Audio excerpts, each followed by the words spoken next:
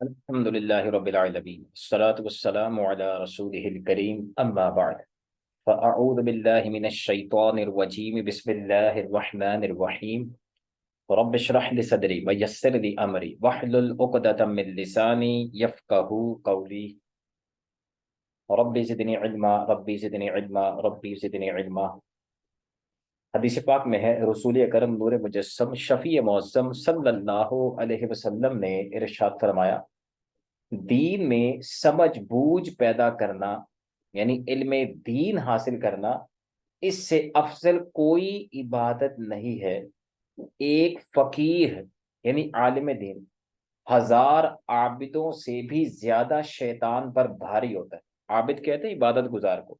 तो फरमाया एक फकीह यानी एक आलिम दीन हजार आबिदों से भी ज्यादा शैतान पर भारी होता है।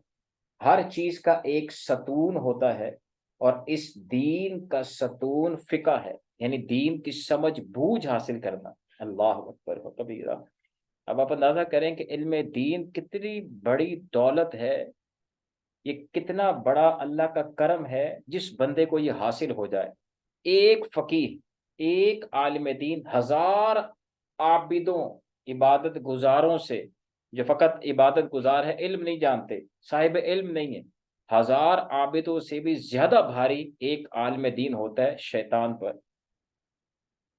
अल्लाह ताला हम सबको इस इल्म की अहमियत को समझने की तौफीक अता फरमाए और जब तक सांस बाकी है इल्म दीन सीखते रहने और दूसरों को इखलास के साथ सिखाते रहने की तौफीक अता फरमाए। आमीन या रब्बिल आलमीन।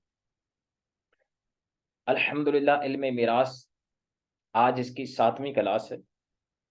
जैसा कि आप जानते हैं कि इससे पहले हमने वरसा के हवाले से जो तकसीम देखी थी, सबसे पहले जिनको हिस्सा मिलता है उनको अस्हाबे फराइज कहते हैं, या अस्हाबे फरूज कह लें, अस्हाबुल फराइज कह लें।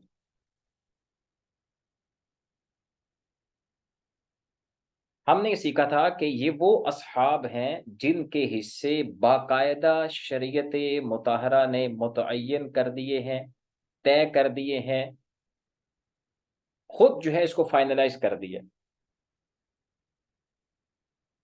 और इसमें हमने ये देखा था कि सबसे पहले ये वो असहाब हैं जिनको दिया जाता है।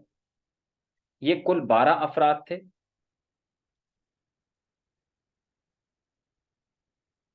जिनमें हमने ये देखा था कि 4 मर्द हैं और 8 औरतें।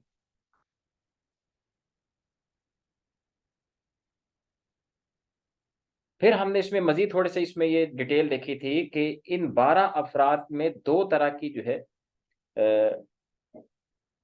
वो अफराद मौजूद होते हैं। एक हैं नस्बी रिश्तेदार, दूसरे हैं सबबी रिश्तेदार, यानी किसी सबब के जरिए आपस में रिश्ता उनका कायम हुआ। जैसे हमने देखा था निकाह, तो इसमें जाहिर है कि निकाह के जरिए शौहर और बीवी,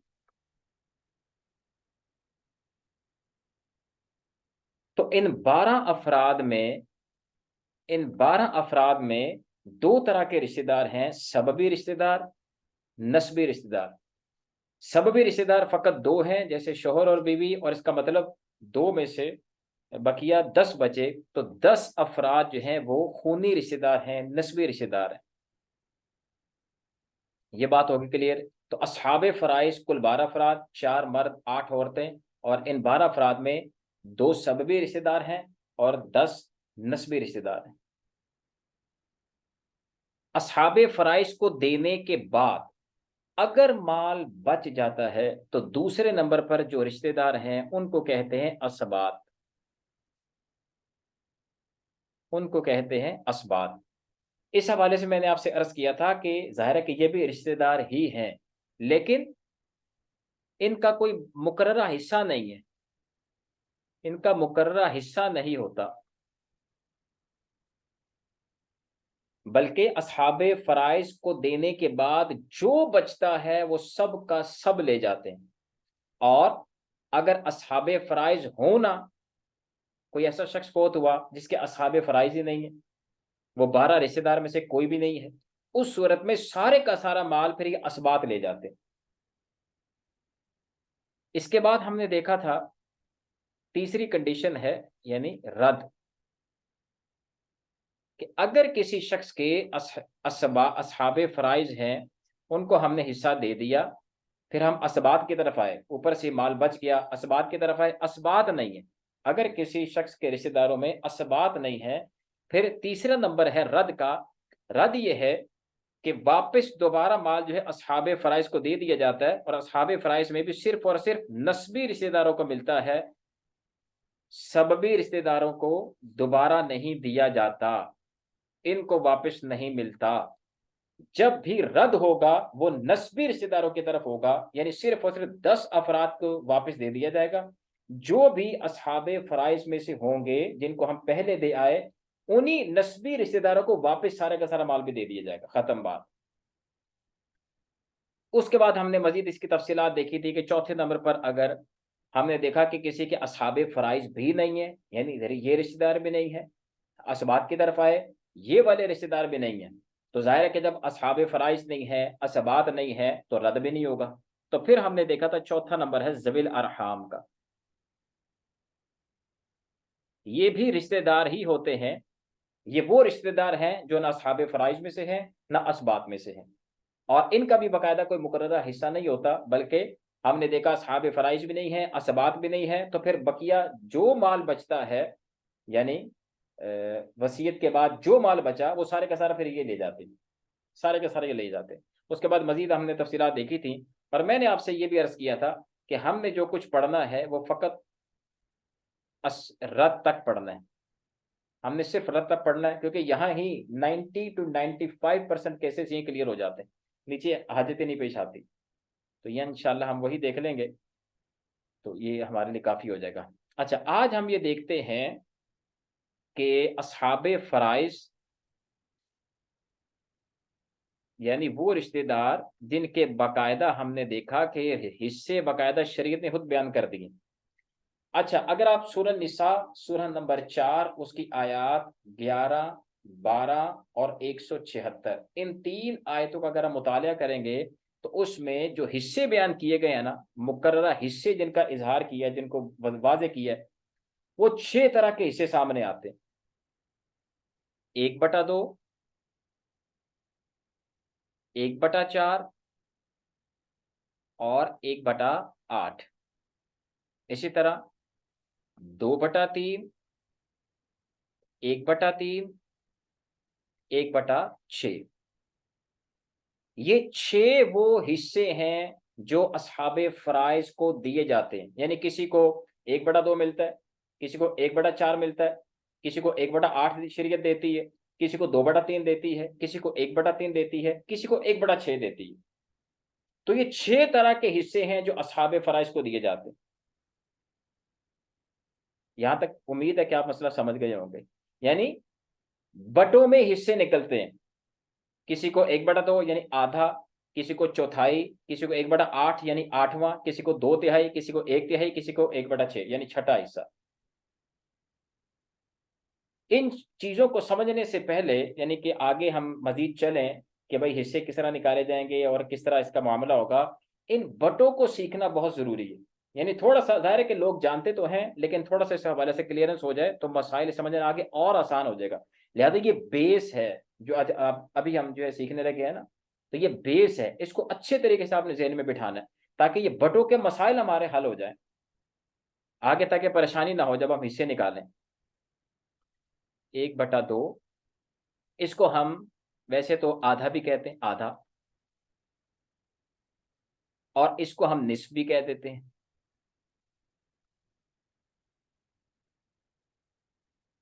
आधा और निस्फ।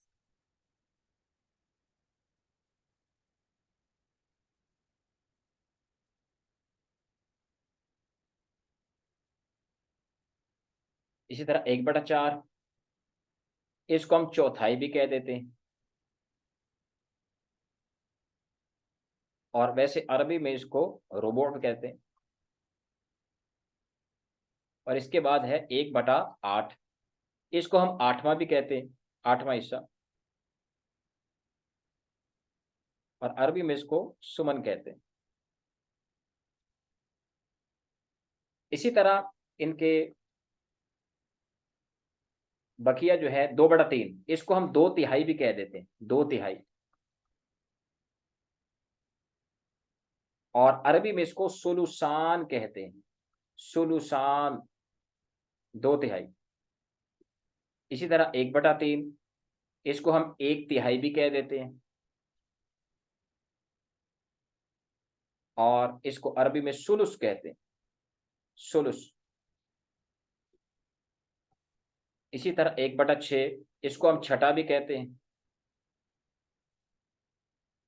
और अरबी में इसको सुदुस कहते हैं। ये मैंने अरबी इसलिए साथ लिख दी है कि जब आप उलमा की बातें सुनेंगे, उनसे मसाइल सीखने की कोशिश करेंगे, तो वो 1/2, 1/4, 1/8 यूं नहीं लिखते, बल्कि वो निस्फ, रुबु, सुमन, सुलसान, सुलस, सुदुस, इस तरह का लैंग्वेज जो है वो इस्तेमाल कर रहे होते हैं। तो अगर आपको ये इनका नहीं मतलब पता होगा तो फिर वो बंदा वहां अक्सर कंफ्यूज हो जाता है, आवाम के लिए समझना मुश्किल हो जाता है। इसलिए मैंने ये साथ ये लगा दिए हैं ताकि वो पता चले कि इनको असल में 2/3, 1/3, 1/6 इनको अरबी में क्या कहते हैं, सुलसान, सुलस, सुदुस। तो ये भी बहरहाल याद कर लेंगे, इंशाल्लाह आपको फायदा हासिल होगा कि मसाइल जब दीगर उलमा से अरबी इस्तिलाह में जब ये आप मसाइल सीखते हैं तो फिर वहां यही टर्मिनोलॉजी से इस्तेमाल करते हैं। अच्छा, अब देखें 1/2, 1/2 इसको हम कहते हैं आधा। यानी कि अगर मैं आपसे कहूं कि मुझे इसका आधा हिस्सा दे दें, 1/2 दे दें, तो मैं किसी चीज के बारे में आधा हिस्सा मांग रहा हूं। जैसे यहां देखें, मिसाल देखें कि ये एक केक है, मैं अगर आपसे कहूं कि 1/2 मुझे दे दें, मतलब मैं आपसे कह रहा हूं कि आधा मुझे दे दें, यानी इस चीज के आप 2 हिस्से करें, 2 है ना नीचे, इस चीज के आप 2 हिस्से करें और उसमें से एक हिस्सा मैं आपसे मांग रहा हूं।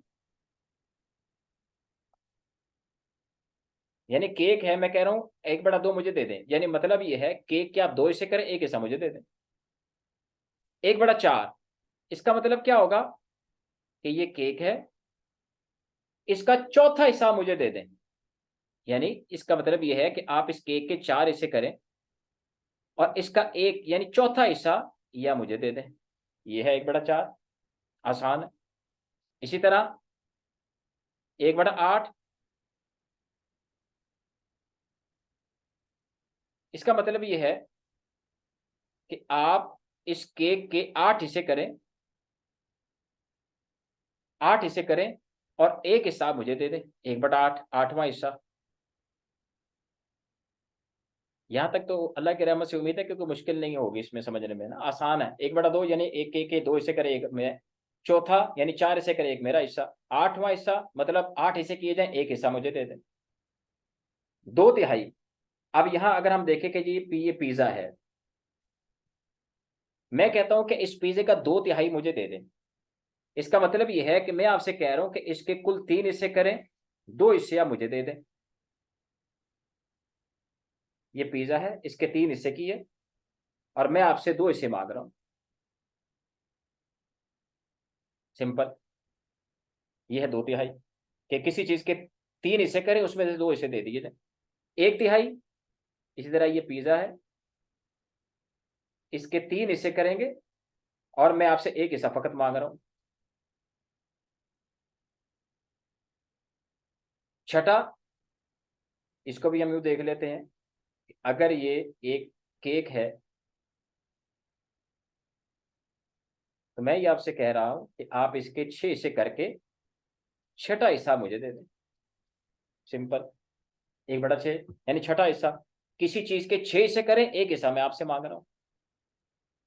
यहां तक तो अल्लाह की रहमत से उम्मीद है इसको समझने में कोई मुश्किल नहीं होगी कि आधा, चौथाई, 8वां, 2/3, 1/3, 1/6, इसका माना माना क्या है, 1/6 का माना क्या है कि चीज के 6 हिस्से करें, एक हिस्सा मुझे दे दें। 1/8 का मतलब क्या है कि किसी चीज के 8 हिस्से करें, 8वां हिस्सा मुझे दे दें। अब अगर मैं इन चीजों की जगह, यानी मैंने तो अभी आपके सामने कुछ अशिया रखी है ना, यानी केक रख दिया, पिज्जा वगैरह रख दिया, अगर मैं इन चीजों की जगह कुछ अमाउंट रख दूं आपके सामने, जैसे ये देखें 24, 1/4, 24, 1/8, 24, इसी तरह 2/3, 24, 1/3, 24, 1/6, 24। अब अशिया की जगह अगर मैं रकम रख दूं यहाँ पे कि यहाँ पे 24 रुपए हैं जी, अगर मैं आपसे कहूं कि इन 24 का 1/2 मुझे दे दें, यानी मैं आपसे कह रहा हूं कि 24 का आधा मुझे दे दें, तो झटके हिसाब से आप ऐसे कर लेंगे कि भाई 24 का आधा होता है 12, 12 और 12 24, तो आप कह देंगे भाई 24 का आधा, यानी 24 का 1/2 क्या बनेगा 12। यानी अगर आप 12 12 के 2 हिस्से करें, बात तो यही है ना कि इस 24 के 2 हिस्से कर दें, दो हिस्से कर दें, एक हिस्सा मैं आपसे मांग रहा हूं 12। ये तो है झटका हिसाब, आपने वैसे आपको हिसाब आता था, आपने निकाल लिया भाई 12, 24 का हाफ क्या है वो 12 है। अगर हम इसको दूसरे तरीके से करें ताकि आगे भी समझना आसान हो, कि अगर मैं 2 का टेबल पढ़ूं, 2 1 jar 2, 2 2 jar 4, 2 3 jar 6, 2 4 jar 8, 2 5 jar 10 करते करते 2 12 जार 24, यूं भी निकाला जा सकता है कि मैं कहूं कि 24 का आधा मुझे दे दें, 1/2 मुझे दे दें, तो मैं 2 का टेबल काउंट करूंगा, 2 12 जार 24 बनता है, तो वही जवाब आएगा 12 जो यहां आया है, यानी 24 का आधा क्या बना 12। और एक इसका तरीका यह भी हो सकता है कि हम इसको यहीं से डायरेक्ट कट करके देख लें, 2 1 जार 2, 2 2 जार 4, ये भी तरीका हो सकता है। तो बहरहाल टेबल अगर आप काउंट करेंगे तो आप आसानी से समझ जाएंगे। यानी अब इसका मतलब ये हुआ कि 2 12 जार 24, यानी 12 12 के 2 हिस्से होंगे और एक हिस्सा मैं मांग रहा हूं, यानी 12 रुपए मैं मांग रहा हूं, 12 आप ले ले, 12 मुझे दे दे। अच्छा अब इधर देखें, मैं आपसे ये कह रहा हूं कि 24 रुपए का 1/4 चौथा हिस्सा मुझे दे दे, 24 का, 24 का चौथा हिस्सा मुझे दे दें। वो आप कैसे निकालेंगे, वही आप 4 का टेबल काउंट करें, 4 1 jar 4, 4 2 jar 8, 4 3 jar 12, 4 4 jar 16, 4 5 jar 20, 4 6 jar 24, 4 6 jar 24। अब आप देखें ये आया 6, इसका मतलब ये 24 का चौथा हिस्सा 6 है, यानी अगर हम 24 के 4 हिस्से करें, क्योंकि हमने 4 हिस्से करने ना, ये 4 है, तो जवाब 6 आया। 24 के 4 हिस्से करें, 6 6 के, 6 6 12, 12 और 12 24, तो मैं आपसे एक हिस्सा मांग रहा हूं, चौथा हिस्सा 6। तो सबसे आसान हल यह है कि हम उसका टेबल काउंट करना शुरू कर दें। 24 का चौथा हिस्सा क्या है, आप टेबल काउंट करें, 4 6 24, यानी 6 24 का चौथा हिस्सा बनेगा। इस तरह यहां देखें 1/8, अगर मैं 24 का 8वां हिस्सा से मांग रहा हूं कि भाई ये 24 रुपए हैं, इसका 8वां हिस्सा मुझे दे दे, बाकी आप ले लें।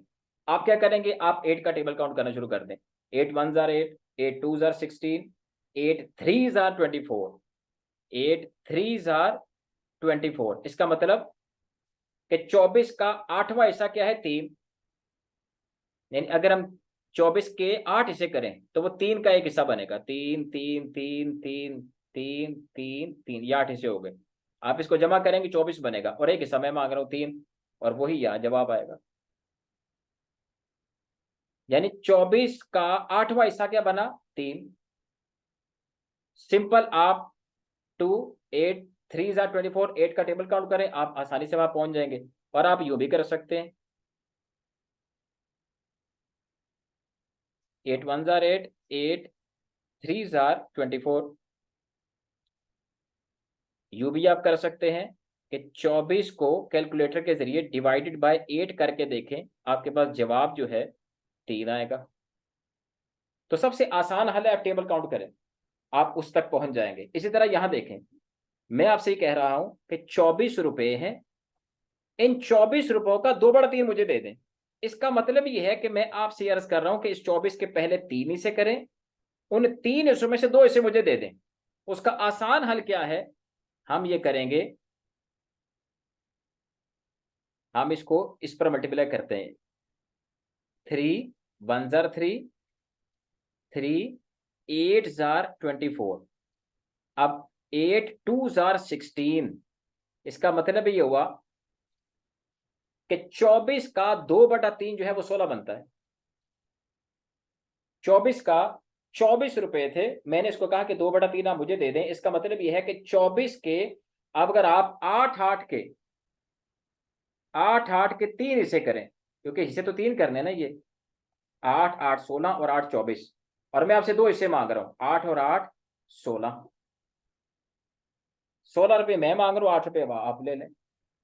इसी तरह यहां देखें, 24 रुपए का 24 रुपए है, उसका मैं कह रहा हूं 1/3 मुझे दे दें, यानी 24 की 1/3 मुझे दे दें। तो अब आप क्या करेंगे, 3 का टेबल काउंट करें, 3 1 जार 3, 3 2 जार 6, 3 3 जार 9, करते करते 3 8 जार 24। इसका मतलब है कि अगर आप से मैंने अर्ज किया कि 24 रुपए के आप 1/3 मुझे दे दें, तो इसका मतलब मैं आपसे 8 रुपए मांग रहा हूं। 24 के 1/3 का बनेगी 8, 3 8 जार 24। और इसी तरह यहां आप देखें, 24 रुपए का छठा मुझे दे दें। आप काउंट करें 6 का table, 6 1 jar 6, 6 2 jar 12, 6 3 jar 18, 6 4 jar 24, 6 4 jar 24। इसका मतलब 24 का छठा 4 बनेगा। आप करके देख लें, 6 इसे करने हैं ना हमें, 24 के 4 4 के बनेंगे, 4 4 4 4 4 4, ये 6 इसे हो गए। 4 के हमने किए, यहां से हमने निकाल लिया था, 4 4 8 4 12, 12 और 12 24, और मैं आपसे एक हिस्सा मांग रहा था 4, और यहां देख ले 4 आ गया। तो सिंपल है कि आप डायरेक्ट जो है टेबल काउंट करें, और आपका मतलूबा जो है वो वहां आपके सामने अदद आ जाएगा। सिंपल है, इसमें कोई मुश्किल नहीं है। आप टेबल काउंट करें, जैसे एक और प्रैक्टिस के तौर पर हम कर लेते हैं। 1/2 12, 1/4 12 से देख लेते हैं, 1/3 12, और इसी तरह 2/3 कर लेते हैं 12, और 1/6 कर लेते हैं 12। अब 12 रुपए हैं, मैं कहूंगा कि 12 का आधा मुझे दे दें। इसका मतलब अगर आप टेबल काउंट करें, वैसे तो झटके हिसाब से कर लेंगे, 12 का आधा क्या होता है 6, आप कहेंगे भाई 6 है, लेकिन अगर हम टेबल काउंट करें 2 6 जार 12, तो वही आ रहा है, यानी 6 6 के 2 हिस्से होंगे, एक हिस्सा मैं आपसे मांग रहा हूँ 6। 12 का आधा मुझे दे दें, यानी 12 का आधा 6 है, 6 मुझे दे दें, 6 आप ले लें। अब 12 का चौथाई हिस्सा मुझे दे दें, 12 रुपए हैं, इसका चौथा हिस्सा मुझे दे दें। आप क्या करेंगे, आप 4 का टेबल काउंट करें, 4 1 जार 4, 4 2 जार 8, 4 3 जार 12, 4 3 जार 12। तो 12 का चौथा हिस्सा का बना 3, यानी अगर 3 3 के 4 हिस्से करें तो ये 12 बन जाएगा, 3 3 6, 6 और 6 12, और मैं एक हिस्सा मांगा 3, यही आपका यहाँ जवाब है। और इसी तरह 12 का 1/3 आप मुझे दे दें, 12 रुपए हैं, उसका 1/3 मुझे दे दें, तो आप 3 का टेबल काउंट करें, 3 1 जार 3, 3 2 जार 6, 3 3 जार 9, 3 4 जार 12। तो 12 का 1/3 क्या है 4। इसका मतलब अगर आप 4 4 के 3 हिस्से करें, 3 हिस्से करने हैं ना, 4 4 8 4 12, एक हिस्सा मैं आपसे मांग रहा हूं, वही जवाब यहाँ है। इसी तरह 12 का 2/3, 12 का 2/3, यानी सबसे पहले क्या है, 12 के आप 3 हिस्से करें, वो 3 हिस्से हमने यहाँ करके देख लिए कि 4 आता है, 4 को मल्टीप्लाई कर दें 2 से, 4 2 जार 8, 8 आता है। अभी हम इसको करके भी देख लेते हैं,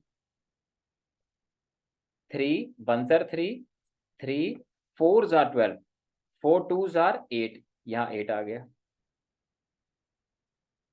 और 12 का 1/6, यानी 12 रुपए है, उसका छठा हिस्से मुझे दे दें। आप 6 का टेबल काउंट करें, 6 1 जार 6, 6 2 जार 12। तो इसका मतलब ये है 12 का छठा हिस्सा 2 है, यानी अगर हम 12 के 6 हिस्से करें तो 2 2 के बनेंगे, 6 हिस्से, एक हिस्सा मैं आपसे मांग रहा हूं, यहाँ वो देख ले आया होगा। तो सिंपल क्या है कि आपने जस्ट टेबल काउंट करना है, तो आपके पास जवाब आ जाएगा। अगर मैं कहूं कि 6 का 1/2 निकाल दें, 6 का 1/2 मुझे दे दें, तो 6 का आधा क्या है 3, आप करके देख लें, 2 3 जार 6। और इसी तरह 6 का 1/3 आप मुझे दे दें, तो 3 का टेबल काउंट करें, 3 1 जार 3, 3 2 जार 6, तो जवाब 2 आ जाएगा। 6 का 1/3 क्या बना 2। तो यहां तक उम्मीद है कि कोई इस हवाले से टेंशन परेशानी वाली बात नहीं होगी, आसान है। अच्छा, यहाँ एक थोड़ा सा हम इसको प्रैक्टिकली और देख लेते हैं। ये है 24 रुपये, 1/2 1/4, 1/8, 1/3 और 1/6। चलें जी, अब मैं आपसे कहूं कि भाई मुझे आप 24 का 1/2 दे दें, आप क्या कहेंगे? आप डायरेक्ट 2 का टेबल काउंट करेंगे। 2 12 जार 24, तो 24 का 1/2 क्या हुआ? 12। अब 24 का 1/4 मुझे दे दें, आप 4 का टेबल काउंट करेंगे। 4 6 जार 24, 4 6 जार 24, तो 24 का 1/4 क्या बना? 6। अब 24 का 8वां मुझे दे दें, आप 8 का टेबल काउंट करेंगे। 8 1 जार 8, 8 2 जार 16, 8 3 जार 24, तो 24 का 8वां क्या बना? 3। इसी तरह अगर मैं कहूँ 24 का 1/3 आप मुझे दे दें, तो आप 3 का टेबल काउंट करना शुरू कर दें। 3 1 जार 3, 3 2 जार 6, करते करते 3 8 जार 24, तो 24 का 1/3 क्या बना? 8। इसी तरह अगर मैं आपसे कहूँ 24 का छठा मुझे दे दें, तो 6 का आप टेबल काउंट करना शुरू कर देंगे। 6 1 जार 6, 6 2 जार 12, 6 4 जार 24। सिंपल। उम्मीद है कि यहां तक तो कोई आपको टेंशन परेशानी वाली बात नहीं होगी। चले एक और ले लेते हैं। ये 12 रुपए है। 1/2, 1/4, 1/6। मैं अगर आपसे कहूं कि 12 का आधा मुझे दे दें, तो झटके हिसाब से तो आप कर लेंगे 12 का आधा 6, लेकिन टेबल आप काउंट करें। 2 1 jar 2, 2 3 jar 2 2 jar 4, 2 3 jar 6, 2 4 jar 8, 2 5 jar 10, 2 6 jar 12, 6। और 12 का चौथा क्या होगा? आप 4 का टेबल काउंट करें। 4 1 जार 4, 4 2 जार 8, 4 3 जार 12, तो 12 का चौथाई क्या बना? 3। और 12 का 1/6 क्या बना? 6 1 जार 6, 6 2 जार 12, 6 2 जार, तो 12 का 1/6 2 बनता है। तो इस हवाले से खुलासा कलाम मेरी इस पूरी गुफ्तगू का ये रहा कि ये जो बटे है ना, बटे, जब आपके सामने इसके सामने कोई अमाउंट आ जाए, कोई अमाउंट आ जाए, जैसे ये 40,000 है, कोई अमाउंट आ जाए, तो आप से अब ये अर्ज किया जा रहा है कि आप जो है ये 40,000 का 1/2 यानी आधा आप इसमें से निकाल लें। तो आधा निकालने के लिए आसान हल जो मैंने आपसे बताया वो ये है कि आप 2 का टेबल काउंट करना शुरू कर दें। लेकिन यहां जो है अब देखिए रकम बहुत ज्यादा है, अब कहां तक काउंट करेंगे? तो इसका दूसरा हल जो मैंने आपको पीछे बताया था कि आप सिंपल जो है 40,000 को डिवाइड कर दें 2 से, डिवाइड कर दें 2 से, आपके पास जवाब आ जाएगा 20,000। तो 40 का आधा क्या है? 20,000। इसी तरह अगर यहां मैं रखूं 40, और 40 का 1/4 क्या है? तो आप 40,000 को डिवाइडेड बाय 40 कर दें, आपके पास जवाब 10,000 आ जाएगा।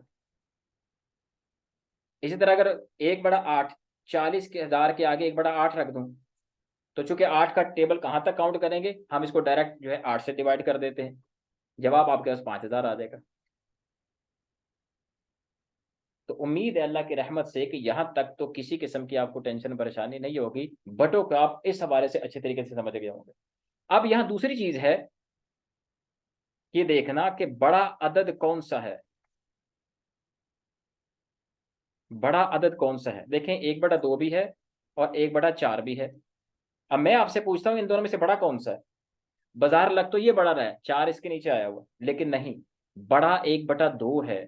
जैसे अगर आप वो केक की मिसाल देखें, अगर 1/2 हो तो इस केक के 2 हिस्से होंगे, फकत इतना बड़ा हिस्सा मुझे मिल जाएगा, आधा मुझे मिल जाएगा। और अगर 1/4 की बात करूं तो इसी केक के हमें 4 हिस्से करने पड़ जाएंगे, फकत इतना हिस्सा मुझे मिलेगा। इसका मतलब 1/2 बड़ा है, 1/4 छोटा है। अगर हम इसको वैसे देख लें, 40,000 अमाउंट से देख लें, अगर मैं आपसे कहूं 40,000 का 1/2 मुझे दे दें, तो ये बनता है 20,000। और अगर मैं कहूं 40,000 का 1/4 मुझे दे दें, तो ये बनता है 10,000। इसका मतलब 1/2 बड़ा है, 1/2 ये बड़ा है। इसी तरह 1/4, 1/8, कौन सा बड़ा है? 1/4 बड़ा है, क्योंकि यहाँ चौथाई हिस्सा है, यहाँ 8वां हिस्सा है, मजीद जो है उसकी कमी हो जाती है। इसको इसी मिसाल से आप देख लें, 40,000 के अगर आप 4 हिस्से करें, आपके पास जवाब 10,000 आया। और अगर 40,000 के आप 8 हिस्से करें, तो आपके पास जवाब 5,000 आया। इसका मतलब 1/4 बड़ा है। इसी तरह यहां देखें, 2/3, 1/3, कौन सा बड़ा है? ये बड़ा है, क्योंकि वहां 3 हिस्से करके 2 हिस्से लिए जा रहे हैं, यहाँ 3 हिस्से करके 1 हिस्सा लिया जा रहा है। अगर आप इसको किसी अमाउंट से देखना चाहते हैं तो 60,000 देख लें। 60,000 का 2/3, 2/3, तो आप 3 2 जार 6, और 20,000 को 2 से मल्टीप्लाई करेंगे 40,000 आ जाएगा। यानी कि आपके पास 20,000 के 3 हिस्से बन रहे थे, 20,000 के 3 हिस्से। ये 3 हिस्से जब हमने किए ना, 20,000 के 3 हिस्से बन गए। 2 हिस्से मैं आपसे मांग रहा था, 2 हिस्से क्या बनते हैं? 40,000। और अगर 1/3 करता, 60,000 डिवाइडेड बाय 3, तो ये 20,000 बनता। और इसी तरह अगर 1/3 और 1/6 में हम देखें तो 1/3 बड़ा है, क्योंकि किसी चीज के फकत 3 हिस्से तीसरा हिस्सा मांग रहा हूं, या छठा हिस्सा कि उसके 6 हिस्से करके छठा हिस्सा मैं मांग रहा हूं, 1/3 बड़ा है। अगर आप इसी मिसाल को यहां देख लें, इसको यहां देख लेते हैं। अगर 60,000 का मैं तीसरा हिसाब से लूं तो वो बनता है 20,000, और 60,000 का अगर मैं छठा हिस्सा लूं तो वो बनता है 10,000। तो इसका मतलब 1/3 बड़ा है, ठीक है। और वैसे भी अगर आप देखें बड़े छोटे होने के हिसाब से 1/2 अगर आप परसेंट के हिसाब से देखें तो ये 50% बनता है। ये परसेंट कैसे बना? आप 100 को डिवाइड कर दें 2 पे, आपके पास जवाब 50 आया, तो आधे का मतलब होता है 50%, और 1/4 का मतलब होता है 25%। मजीद इसमें कमी आ जाती है। और कैसे? 100 को आप डिवाइड कर दे 4 पे, 25 आ जाएगा। इस तरह परसेंट निकाल लिया। 1/8 को अगर आप देखें तो ये 12.5% बनता है, और वो इसी तरह है। अगर आप इसको 8 पे डिवाइड करें तो 12.5 आता है। और इसी तरह अगर आप 2/3 को देखें, उसके परसेंट निकालें, तो आपके सामने 66.6666 आ गए, ये बनता है परसेंट। और 1/3 के परसेंट बनते हैं 33.3333, ये परसेंट बनते हैं। 1/6 के निकालें तो आपके पास 16.6666 आगे, ये परसेंट बनते हैं। अब परसेंट के हिसाब से अगर आप देखेंगे तो आपके लिए आसानी हो जाएगी। आधा जो है 50% है, चौथाई जो है 25% है, आठवां जो है ये 12.5% है।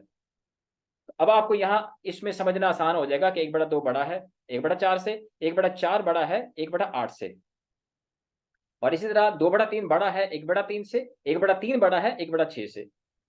ये फीसद के हिसाब से अगर आप देखें तो आपको यहाँ भी समझना आसान हो जाएगा। आखिरी चीज आज के इस लेक्चर में हम ये देख लेते हैं, बहुत अहम चीज है, ये इसलिए भी सीखना जरूरी है ताकि आगे जब हम इसको हिस्सों के देखेंगे तो वहां जो है इसको मुझे दोबारा रिवाइज करवाना नहीं पड़ेगा। ऐड करने के हवाले से, जमा करने के हवाले से, मिसाल के तौर पर मैं अगर आपसे कहूं कि 1/2 जमा 1/2, आधा आधा जमा करें, क्या आएगा जवाब? आप कहेंगे 1। सिंपल झटका हिसाब, आधे और आधे को जमा करने क्या बनेगा? 1 पूरा। अगर आप इसको वैसे जमा करके देखें मैथमेटिक्स तरीके से, तो 2 2 अगर आप इनका एलसीएम लें 2 2 का, तो 2 1 जा 2 2 1 जा 2। अगर आपको थोड़ा सा हिसाब किताब आता है तो ये आप जमा कर सकते हैं। तो आपके पास जवाब आया 2 2, हमने इसको बनाया 2 1 जा 2 1 1 जार 1 1, यह आ गया 2 1 जा 2 1 1 जार 1, और यहाँ आ गया 1 जमा 1 2 2 ओवर 2 2 1 जा 2 2, जवाब आपके पास 1 आ गया। इसका मतलब आधा आधा को अगर आप जमा करते हैं तो 1 आता है। ये आप चीज समझ गए। इसी तरह अगर आप ये देखें, जो असल चीज मैं आपको समझाना चाह रहा हूं वो ये कि अगर हम लोग 1/2 जमा 1/6 करें तो आपके पास जवाब जो है 2/3 आएगा। आपके पास जवाब जो है 2/3 आएगा। अब हम इसको कैलकुलेट करके देख लेते हैं। 1/6 जमा 1/2, इन कैल्शियम लिया, 2 3 जार 6 2 1 जार 2 3 1 जार 3 3 2 जार 6 6 यहाँ आ गया। अब 6 1 जार 6 1 1 जार पहले 6 को हमने इधर देखना है किस पे पूरा आ रहा है। 6 1 जार 6, 1 पे आ रहा है, और फिर इस 1 को इस 1 से मल्टीप्लाई करना है, 1 1 जार 1। इसी तरह 2 3 जार 6, 3 आया, और 3 को इस 1 से मल्टीप्लाई करना है, 3 1 जार 3। अब 3 और 1 4, और नीचे 6 आ गया। अब इनको आप इसमें काट लें, 2 2 जार 4, 2 3 जार 6। तो जवाब आपके पास क्या आया, 2/3। ये जो ऊपर मैंने आपसे अर्ज किया था, 2/3। 1/2 जमा 1/6, जवाब आपके पास 2/3 आएगा। इसका मतलब ये है 1/2 जमा 1/6 इज इक्वल टू 2/3। यानी दूसरे लफ्जों में, अगर मैं 2/3 माइनस 1/2 करूं, आपके पास जवाब 1/6 आएगा। या 2/3 माइनस 1/6 करूं, जवाब आपके पास 1/2 आएगा। 2/3 में से 1/2 निकाल दिया, 1/6 बच जाएगा। 2/3 में से 1/6 निकाल दिया, 1/2 बच जाएगा। अब हम इसको एक मिसाल से समझ लेते हैं। भाई जैद आया, जैद के पास 6 रुपए थे। जैद कहता है कि भाईजान मसला ये है कि ये 6 रुपए हैं, इसका 2/3 आप मुझे दे दे, बाकी आप ले लें। अब हमने जब 6 रुपए के 2/3 लेना है, तो हम क्या करेंगे, हम इसको यूं कर लेते हैं, 3 2 जार 6, 3 2 जार 6, 2 2 जार 4। इसका मतलब 6 रुपए का 2/3 जो है वो 4 बनते हैं, यानी 4 रुपए वो मुझे दे रहा है। उसने कहा जैद ने कि भाई 6 रुपए हैं, इसका 2/3 आप ले लें, बाकी मुझे दे दें। यानी हमें 6 के 3 हिस्से करने हैं। तो यहां जब हमने 3 2 जार 6 किया है, तो इसका मतलब 2 2 के 3 हिस्से बन रहे हैं, और 2 हिस्से वो मांग रहा था, वो मुझे दे रहा था। 2 और 2 4, 4 रुपए वो मुझे दे रहा है 2/3, और 1/3 वो खुद ले रहा है, बाकी 1/3 बचा ना, 1/3 वो खुद ले रहा है। इसका मतलब ये है कि 6 रुपए का 2/3 जो है वो 4 होता है। सिंपल हो गया। अच्छा, अब एक और शख्स आया, खालिद आया। वो कहता है कि ये 6 रुपए हैं, इसका आधा आप मुझे दे दें, आधा आप मुझे दे दें, और 1/6 जो है वो आप बकर को दे दें। और बकिया जो है, आप मुझे आधा आप मुझे दे दें, आधा खालिद खुद मांग रहा है, 1/6 बकर को दे रहा है, और बकिया जो है वो कह रहा है ये आप खुद रख लें। अब हमने देखा कि 1/2, 6 का आधा क्या होता है, 3, 2 3 जार 6। 6 का आधा क्या हुआ, 3। 6 का आधा क्या हुआ, 3। इसका मतलब 3 हमने खालिद को दे दिए।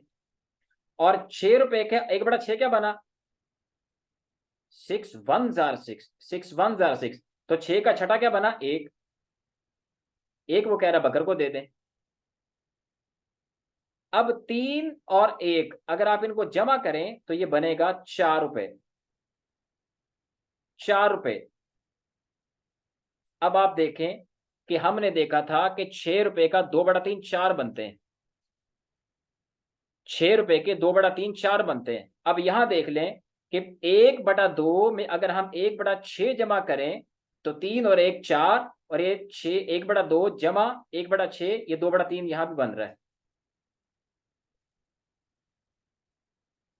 यानी अभी आप देखें इसको, 6 रुपए का 2/3 हमने उसको निकाला 4। अब एक बंदा आया, वो कहता है 6 रुपए का 1/2 जो है वो आप इसको दे दें। हमने इसका 6 का 2/3 निकाला, 3 रुपए बन गए। और 1/6 6 का निकाला, 6 1 जार 6, 1 बन गया। 1 और 3, ये 4 बन गया। और पीछे हम ये सीख आए हैं कि 1/2 में जमा करें 1/6, तो 2/3 बनता है। अब आप देख लें, 1/2 में 1/6 अगर हम जमा करें, तो 2/3 बन रहा है, ये 4 बन रहा है, जबकि 2/3 4 ही बन रहा था यहां। तो बताने का, समझाने का मकसद ये है कि अगर हम 1/2 जमा 1/6 करें, तो आपके पास जवाब 2/3 आएगा। अगर आप मैथ्स जानते हैं, तो तो आपके लिए समझना कोई मुश्किल ही नहीं है, आप इसको खुद जो है वो जमा करके देख सकते हैं। जमा करने का तरीका मैंने आपसे ये पीछे भी दिखाया है कि इसको किस तरह कैलकुलेट किया जाता है। 2/3 आएगा। सिर्फ आपने ये फिगर जेहन में रखना है। अगर से आप रट्टा ही लगा लें, अगर आपको मैथ्स नहीं आता तो आप रट्टा लगा लें कि भाई 1/2 में अगर हम 1/6 जमा कर दें तो 2/3 बनेगा। बस ये रट्टा लगा लें। 1/2 जमा 1/6 2/3 बनता है। बस ये आपने फिर रट्टा लगाना है। अगर आपको मैथ्स नहीं आता अच्छे तरीके से, फिर आप इसको रट्टा ही लगा लें। बस आपने एक ही फिगर याद रखना है, वो आगे इंशाल्लाह यही काम आएगा, तो आप फिर आपके लिए मसला नहीं रहेगा। बस ये आपने रट्टा लगा लें, 1/2 जमा 1/6 2/3 बनता है। दूसरे लफ्जों में अगर 2/3 में से 1/2 निकाल दूं तो पीछे 1/6 बचेगा। सिंपल। इसी तरह 2/3 में से 1/6 निकाल दूं तो पीछे 1/2 बचेगा। 1/2 1/2 सिंपल। तो खुलासा कलाम यह है, यहां तक की गुफ्तगू का हमने जो देखा आज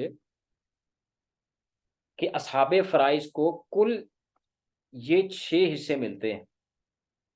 हमने देखा ना असहाबे फराइज के मुतय्यन हिस्से हैं कौन कौन से, 1/2 1/4 1/8 2/3 1/3 1/6। फिर हमने इन बटों को समझने की कोशिश की कि 1/2 का मतलब क्या है, चौथाई का मतलब क्या है, 8वें का मतलब क्या है, 2/3 का मतलब क्या है, 1/3 का 1/6 का। उसके बाद मैंने आपसे अर्ज किया कि हम इन चीजों को निकाल के अगर हम रकम यहाँ को रखते हैं तो रकम को किस तरह हम देखते हैं कि भाई रकम का 1/2 कैसे निकालेंगे, 1/4 कैसे निकालेंगे, 1/8 कैसे निकालेंगे। मैंने आपसे सिंपल कहा कि आप इसका टेबल काउंट करें। 8 है तो 8 का टेबल, 4 है तो 4 का टेबल, 3 है तो 3 का टेबल, 6 है तो 6 का टेबल। आपको उस रकम का उतना बटा आपके सामने आ जाएगा। फिर मैंने आपसे इसकी एक और आपको मैंने मिसाल दी है 12 के हिसाब से। फिर हमने इज्तिमाई तौर पर ये करके देखा कि अगर 24 का 1/2 निकालें, 1/4 निकालें, 1/8 1/3 1/6, तो हमने देखा कि फकत इनके टेबल काउंट करें, फकत इनके टेबल काउंट करें। 8 का टेबल काउंट करें, 3 का टेबल काउंट करें, 6 का टेबल काउंट करें, आपके पास ये जवाब आ जाएगा। फिर उसके बाद हमने ये देखा कि बड़ा अदद कौन होता है इनमें से, 1/2 1/4 1/4 1/8 2/3 1/3 1/3 1/6। तो उसके तफसीलात भी हमने आपको जो है यहाँ सामने सीख ली। फिर उसके बाद बाकायदा रकमों के हवाले से भी हमने इसको फाइनलाइज करके देख लिया। अब आपको इसमें समझ आ गया कि 1/2 बड़ा होता है 1/4 से, और 1/4 से 1/8 जो है 8 1/8 छोटा होता है, 1/4 बड़ा होता है। फिर उसके बाद हमने देखा फीसद के एतबार से भी मैंने आपको करके निकाल के दिखा दिया कि आधा 50% है, चौथा 25% है, आठवां 12.5% होता है। तो इस तरह छोटा बड़ा भी आप फाइनलाइज कर सकते हैं, समझ सकते हैं। फिर उसके बाद हमने आखिर में देखा कि उनको जमा कैसे किया जाता है। तो बहरहाल जमा के हवाले से भी मैंने आपको बता दिया, जिसमें मेरा मकसूद आपको समझाना फ़कत ये था 1/6 में अगर हम जमा कर दें 1/2 तो आपके पास जवाब 2/3 आता है। असल मकसूद समझाना मेरा ये था। उसी के लिए मैंने आपको चंद मिसालें रुपयों के हवाले से भी देने की कोशिश की कि अगर जैद 6 रुपये देता है, कहता है कि भाई 2/3 मुझे दे दें, तो 2/3 4 रुपये बनता है। और अगर दूसरी मिसाल फिर मैंने आपको समझाने की कोशिश की कि अगर खालिद 6 का आधा मुझसे मांग रहा है, आधा बनता है 3 रुपये, और एक कह रहा है 6 का छठा मांग रहा है, उसका बनता है 1 रुपया। इनको जमा करें 4 बनता है। इसका मतलब आधे में अगर 1/6 जमा करें तो 2/3 ही बनेगा। ये मैंने आपको समझाने की कोशिश की।